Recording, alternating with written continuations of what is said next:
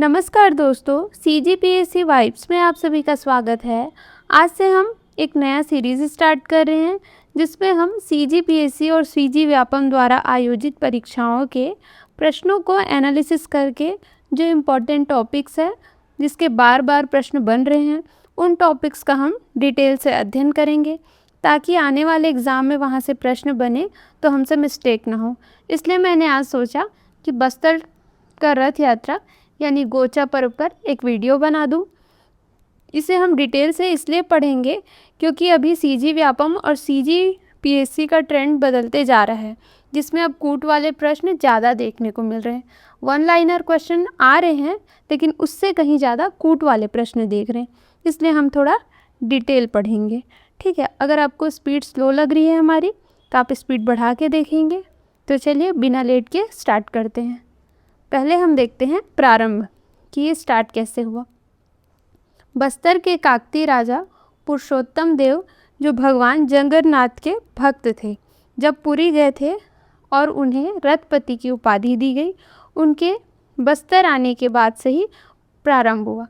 जो बस्तर के काकती राजा पुरुषोत्तम देव थे, कौन थे? ध्यान रखिएगा, ये प्रश्न बनता है कि कौन से राजा थे काकती राजा जिसने गोचा पर्व स्टार्ट किया था। तो गोचा पर्व पुरुषोत्तम देव ने स्टार्ट किया था। वो किसके भक्त थे? तो भगवान जगन्नाथ के भक्त थे। उन्होंने बस्तर से जगन्नाथपुरी पैदल यात्रा की। तो जो जगन्नाथपुरी के जो राजा थे उन्होंने इन्हें रथपति की उपाधि दी थी। ध्यान रखिएगा, क्या की उपाधि दी थी? रथपति की उपाधि दी थी। उसके बाद जब वो उस रथ से बस्तर आए तो वहाँ बस्तर में गोचा पर्व स्टार्ट हुआ, यानी गोचा पर्व यानी बस्तर का रथ यात्रा स्टार्ट हुआ। ये बहुत फेमस है। इस फोटो को देख के आप समझ सकते हैं कि कितनी भीड़ लगी है रथ यात्रा में। ठीक है, तो बहुत फेमस है बस्तर का रथ यात्रा। अब इसके नामकरण पे बात करते हैं। गोचा पर्व कैसे पड़ा? तो नामकरण ये था कि मान्यता है कि उड़ीसा में सर्वप्रथम राजा जो इंद्रयुग्म ने रथ यात्रा प्रारंभ की थी। उड़ीसा में कौन किया रथ यात्रा स्टार्ट किया? तो इंद्रयुग्म में रथ यात्रा प्रारंभ की। उनकी पत्नी का नाम क्या था? गुंडीचा था। ठीक है, जो उड़ीसा के राजा थे उनकी पत्नी का नाम गुंडीचा था। उड़ीसा में गुंडीचा कहा जाने वाला यह पर्व कालांतर में बस्तर में गोचा कहलाया। उड़ीसा में रथ यात्रा को गुंडीचा कहते थे उस टाइम, लेकिन वो बस्तर में बदलते बदलते गोचा कहलाने लगा। ठीक है, तो इसका नामकरण उड़ीसा के राजा की पत्नी के नाम पे हुआ था, यह ध्यान रखेंगे। गोचा पर्व की शुरुआत पुरी के राजा ने काकती राजा को 16 पहिए वाला रथ उपहार दिया था। ठीक है, 16 पहिए वाला रथ गिफ्ट दिया था। ठीक है, एक तो रथपति की उपाधि भी दी थी, ध्यान रखिएगा। उड़ीसा के राजा ने रथपति की उपाधि दी थी और 16 पहिए वाला रथ उपहार दिया था। उसी रथ से वो जो राजा काकती राजा पुरुषोत्तम देव थे वो पुरी से बस्तर आए थे, क्योंकि यहाँ से बस्तर से तो वो पैदल गए थे। उसको देख के वो प्रसन्न हुए कि जगन्नाथ भगवान के इतने बड़े भक्त हैं काकती राजा पुरुषोत्तम देव, तो उनको रथपति की उपाधि दी और 16 पहिए वाला रथ उपहार दिया। ठीक है, और जब काकती राजा बस्तर आए उसके बाद से ही बस्तर में गोचा पर्व की शुरुआत हुई। ठीक है, इतना क्लियर हो गया होगा। अब रथ यात्रा में प्रयुक्त रथ काकती राजा ने 16 पहिए वाला रथ को 3 भागों में बांटा। ठीक है, काकती राजा ने 16 पहिए वाला जो रथ दिया उसे 3 भागों में बांटा, जिसमें 4 और 8 पहिए वाला रथ को बस्तर दशहरा, ठीक है, 75 दिन का बस्तर दशहरा होता है बस्तर में, उसमें 4 और 8 पहिए वाले रथ में यूज़ किया गया और 4 पहिए वाला रथ गोचा के लिए दिया गया। ठीक है, 4 और 8 कितना हुआ? 12। तो 12 पहिए वाला मतलब 4 अलग और 8 अलग, ये बस्तर दशहरा में यूज़ हुआ। और एक 4 और बचा। ठीक है, 12 तो ये हो गया, 4 बचेंगे फिर 16 होगा, तो सॉरी यहाँ पे 4 होगा। 4 जो बचे हैं ये 4 क्या होगा? तो गोचा पर्व के लिए होगा। ठीक है, ध्यान रखिएगा इसे। तो 4 और ये 4 काउंट करेंगे तो कितना होगा? 16 होगा टोटल, 16 पहिए। तो 4 और 8 बस्तर दशहरा के लिए और 4 गोचा पर्व के लिए, ध्यान रखिएगा। अब है फूल रथ, इसको 3 भागों में बांटा, ठीक है, ये 3 भाग। अब ये 3 भाग कौन कौन से थे?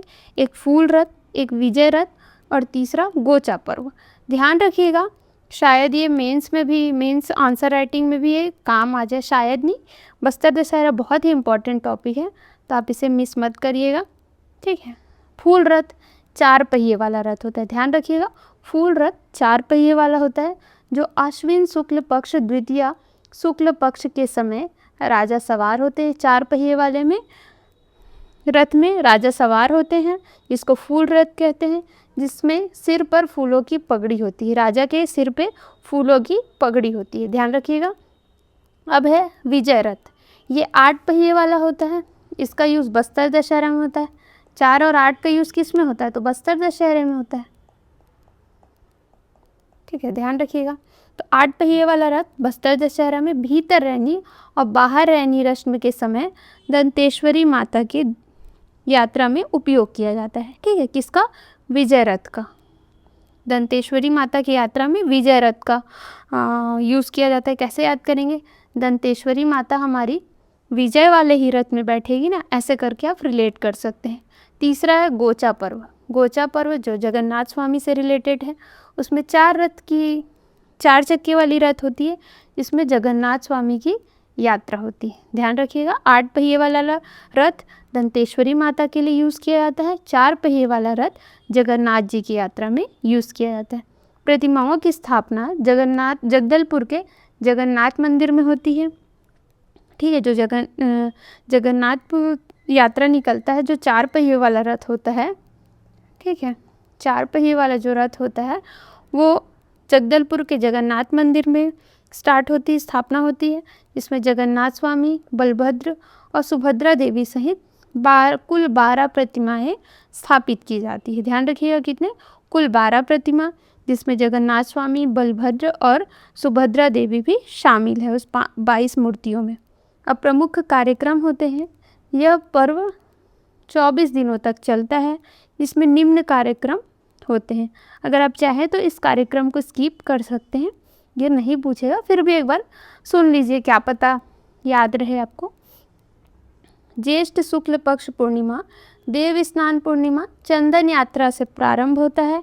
आषाढ़ शुक्ल पक्ष द्वितीया, आषाढ़ के शुक्ल पक्ष के द्वितीया में ही गोचा पर्व मतलब रथ यात्रा मनाया जाता है। तो कब होता है? ये पूछा जाता है कि रथ यात्रा कब मनाया जाता है, तो आषाढ़ माह के शुक्ल पक्ष द्वितीया में मनाया जाता है, ठीक है। अब आषाढ़ शुक्ल पक्ष पंचमी हेरा पंचमी उत्सव मनाया जाता है। आषाढ़ शुक्ल पक्ष दशमी बहुड़ा गोचा रथ यात्रा, तीनों रथों को परिक्रमा करते जगन्नाथ मंदिर लाया जाता है, मंदिर में ले आया जाता है, ठीक है, तीनों रथों को।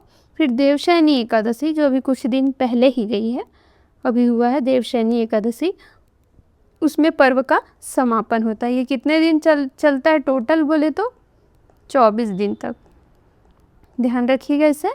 अब इसमें क्या, ये एग्ज़ाम में पूछा गया क्वेश्चन है तुपकी, आपने नाम सुना ही होगा। तुपकी, गोचा पर्व में तुपकी नामक बांस से बनी बंदूक में पेंग, ठीक है, मलकाग्नि के बीज का प्रयोग करके चलाते हैं, ठीक है। किसके बीज? तो मलकाग्नि के बीज का उपयोग करके तुपकी चलाते हैं, मतलब एक ऐसा गन टाइप, ये देख सकते हैं, ये गन टाइप का है। इसमें ये जो बीज है किसका है? मलकाग्नि का बीज है ये, ठीक है, देख सकते हैं। इसमें यहाँ पे नीचे से ये भैया डालेंगे और फिर ये गन की तरह इधर से बाहर निकलता है, इसी को क्या बोलते हैं? तुपकी बोलते हैं। ये क्या से बना है? तो बांस से बना है, ध्यान रखिएगा इसे। और ये कौन से जनजाति द्वारा तुपकी बनाते हैं? तो धुरवा जनजाति द्वारा बनाई जाती है, इसे स्टार मार्क कर लीजिए। धुरवा जनजाति द्वारा तुपकी बनाई जाती है। और तुपकी कब चलाई जाती है? तो गोचा पर्व में चलाई जाती है। और ये किससे बनी होती है? तो बांस से बनी होती है, ठीक है। अब देखते हैं गजा मूंग, ये क्या होता है? ये अंकुरित मूंग का प्रसाद होता है। गजा मूंग यह अंकुरित मूंग का प्रसाद होता है, इसको भगवान को अर्पित किया जाता है प्रसाद के रूप में सभी को दिया जाता है। ठीक है, गजामुग का भोग कब लगता है? तो जगन्नाथ यात्रा में भगवानों को भोग लगता है, फिर सबको ये वितरित किया जाता है। इसमें मित्रता, गोचा पर्व के दौरान लोग एक दूसरे के साथ मित्रता करते हैं, जिसे मीत बंधना कहा जाता है। ठीक है, इसको बस ऐसे याद रखेंगे। मीत बंधना किस में होता है? तो गोचा पर्व के दौरान होता है। विशेष बात क्या है? यह 600 से अधिक वर्षों से मनाया जा रहा है। इसे भी स्टार मार्क कर लीजिएगा। कितने वर्ष हो गए इसको मनाते? तो 600 वर्षों से ज़्यादा हो गए हैं। ठीक है, 600 से अधिक वर्ष हो गए हैं। इसे बस्तर का दूसरा सबसे बड़ा पर्व माना जाता है। बस्तर का दूसरा सबसे बड़ा पर्व है। आप मेरे को कमेंट करके बताएंगे कि बस्तर का पहला सबसे बड़ा पर्व कौन सा है। उम्मीद करती हूँ आपको गोचा पर्व अच्छे से समझ आ गया होगा। आप मेरे को कमेंट करके बताएंगे कि नेक्स्ट वीडियो आपको कौन से टॉपिक से चाहिए। हमारा इकोनॉमी सर्वे और करंट अफेयर का भी क्लास चल रहा है, जिसका प्लेलिस्ट मैंने बना दिया है। उसका भी लिंक मैं आपको डिस्क्रिप्शन बॉक्स में दे दूँगी। एक बार आप ज़रूर देखिए, आप लोगों के लिए हेल्पफुल होगा। मिलते हैं नेक्स्ट वीडियो के साथ। चैनल को लाइक, शेयर एंड सब्सक्राइब ज़रूर करें। धन्यवाद।